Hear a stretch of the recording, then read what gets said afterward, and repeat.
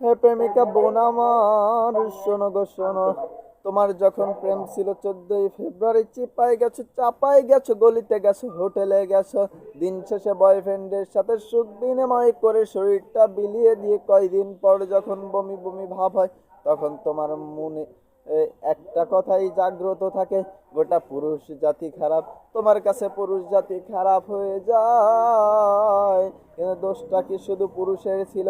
নিজের ইচ্ছায় গিয়েছো, নিজের সুখ নিয়েছো, শান্তি নিয়েছো, সমসাময়িক শান্তির কারণে তোমার বমি বমি ভাব হয়েছে, সেটা তুমি নিজের দোষ না নিয়ে তুমি পুরুষের উপর চাপাচ্ছ।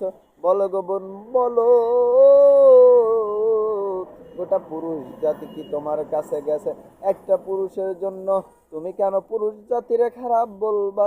তুমিও পুরুষের কাছে গেছো, পুরুষও তোমার কাছে এসেছে, সুতরাং পুরুষকে খারাপ বইল না। আরজ করতে পারতেছি না, কারণ ভিডিওটা আমার আত্মীয় স্বজনও দেখে। ভালো থাকবা, ভালো হয়ে যাও, ভণ্ডামি কইরো না।